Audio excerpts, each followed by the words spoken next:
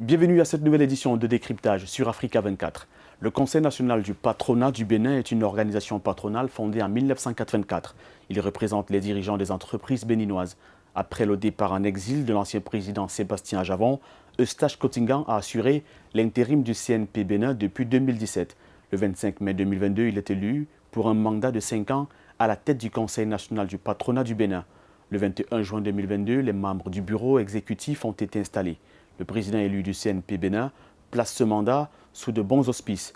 Eustache Cottingan, entre autres, accorde à la jeunesse toute l'attention et l'espace qu'elle mérite dans le monde des affaires. Le Conseil national du patronat du Bénin est une organisation patronale qui représente les dirigeants des entreprises béninoises.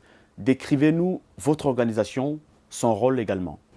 Nous avons d'abord procédé à un toilettage de nos tests qui nous permet désormais d'avoir des organes dirigeants en 3 parties. Vous avez l'Assemblée générale, qui est l'organe supérieur. Et puis ensuite, vous avez le conseil d'administration, qui est composé de 25 membres des entreprises de tous les secteurs.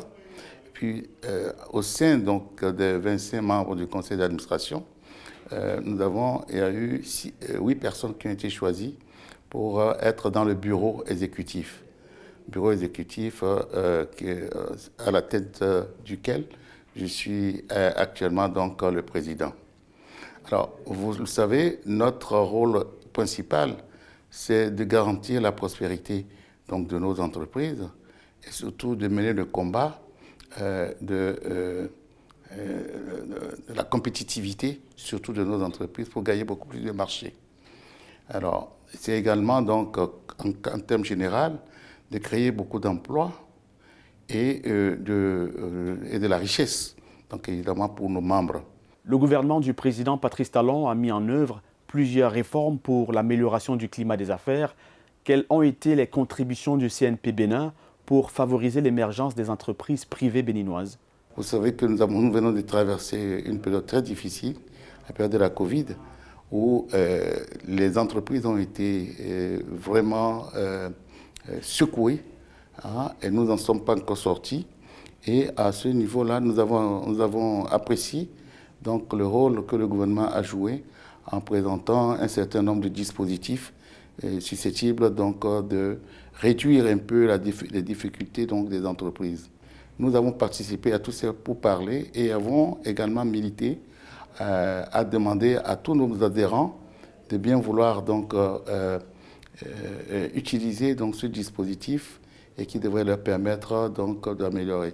Certains ont eu vraiment un retour formidable, d'autres qui ont disparu, ont le temps peut-être encore donc, de recommencer leurs activités.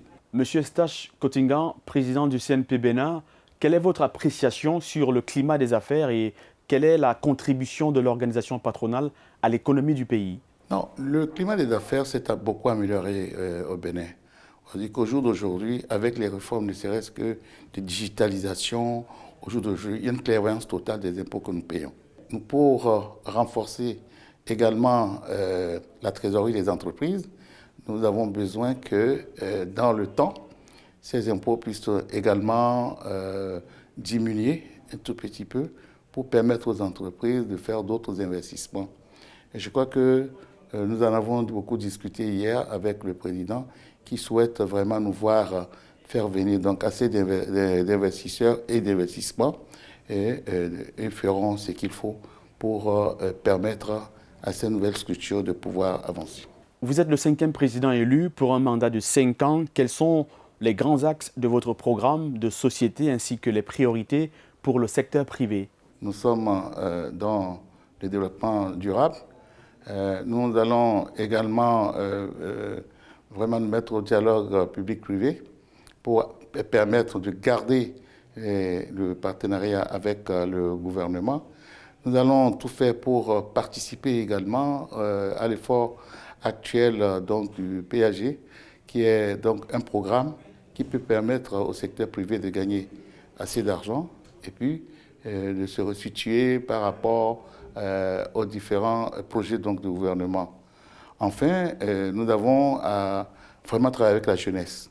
Nous avons proposé un fonds d'investissement qui sera donc un fonds d'aide et de pérennisation de leur activité que nous allons défendre auprès donc, des bailleurs de fonds et également donc, du gouvernement. Comment comptez-vous œuvrer au renforcement du rôle du secteur privé dans le développement économique et social du pays et quelles sont les actions du CNP Bénin en faveur du respect des droits des travailleurs béninois? La formation pour nos employés est très importante. Nous constituons, disons, une même entité. Et donc, notre rôle dans la société est d'abord, avant tout, de créer des emplois, de les maintenir et d'améliorer également le sort de nos employés. La prospérité, en fait, des entreprises se traduira directement sur la vie sociale des employés. Monsieur le Président du CNP Bénin, Eustache Cottingan, vous saviez que le Covid a bousculé les secteurs vitaux des pays du monde, notamment l'économie des pays africains en général et du Bénin en particulier. Comment comptez-vous renforcer la résilience des entreprises face à la crise Covid-19 avant le retour à la normale? Nous avons jusque-là essayé donc de traduire notre résilience par une certaine adaptation à la situation. Au jour d'aujourd'hui, il y a une certaine reprise. Et dans cette reprise qui n'est pas totalement amorcée, se retrouvent d'autres difficultés qui sont nouvelles, notamment l'inflation importée que nous avons aujourd'hui. Nous espérons que nous viendrons bientôt à la normale, mais sachez que ça va mettre un peu de temps. Nous sommes conscients de la chose, mais nous sommes des entrepreneurs et nous avons le devoir de nous adapter pour éviter de disparaître. Pour la satisfaction progressive des revendications des travailleurs, notamment l'augmentation du SMIC, quelles sont les contributions du CNP Bénin pour la mise en œuvre des principes acquis pour une revalorisation des salaires? Nous avons discuté avec les travailleurs au travers du gouvernement et nous avons admis pour toutes les grandes entreprises, il n'y avait pas de difficulté parce que les grandes entreprises payent déjà à plus de 100 000 francs le SMIC dans certaines entreprises. Mais pour les petites entreprises, nous avons dû vraiment faire violence sur nous-mêmes pour que nous puissions accepter et définitivement d'avoir à augmenter le SMIC de 30%, ce qui nous amène à 52 000 francs, puisque le SMIC était à 40 000 francs. Et je peux vous dire que ça va être un effort supplémentaire, surtout pour les petites entreprises, pour subir justement cette augmentation de 30% sur laquelle nous sommes mis d'accord avec le gouvernement et les syndicats.